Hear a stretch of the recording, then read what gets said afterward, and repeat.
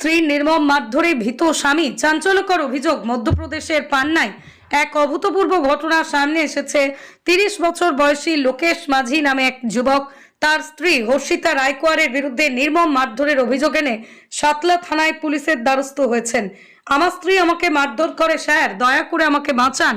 কান্না জড়িত কণ্ঠে আমাকে বাঁচান বলেই তার আকুতি। প্রমাণ হিসেবে তিনি একটি ভিডিও জমা দিয়েছেন। গোপন ক্যামেরায় ধরা পড়ল সত্য। লোকেশ, যিনি রেল বিভাগের লোকো পাইলট হিসেবে কর্মরত, জানান তিনি বাড়িতে গোপন ক্যামেরা লাগিয়েছিলেন তার স্ত্রীর আচরণের প্রমাণ সংগ্রহ করতে। বিয়ের পর থেকে আমার জীবন নরক হয়ে গেছে, আমি প্রমাণ ছাড়া কিচ্ছু করতে পারছিলাম না, এবার প্রমাণ এনেছি বলেই তিনি মাথায় হাতে আঘাতের চিহ্ন দেখালেন। বিয়ের পর থেকে উত্তেজনা। পেট্রোল পাম্পে কাজ করেন তার বাবা।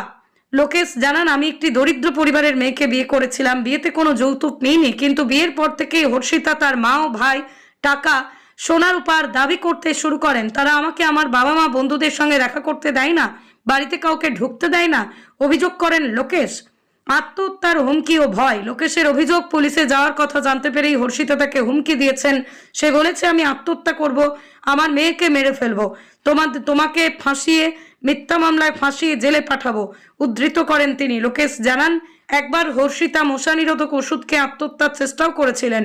আমি ভয়ে আছি, আমার জীবন বিপন্ন। এরপরই দেখা যায় পুলিশের তৎপরতা। সাতনা থানার ভারপ্রাপ্ত কর্মকর্তা রমেশ সিং জানান, আমরা অভিযোগ পেয়েছি, ভিডিওটি পরীক্ষা করা হচ্ছে, দুই পক্ষের বক্তব্য শুনেই আইনি পদক্ষেপ নেওয়া হবে। পুলিশ সূত্রে জানা গেছে, হর্ষিতাকে জিজ্ঞাসাবাদের জন্য ডাকা হতে পারে। ঘটনাটি এলাকায় ব্যাপক চাঞ্চল্যের সৃষ্টি করেছে।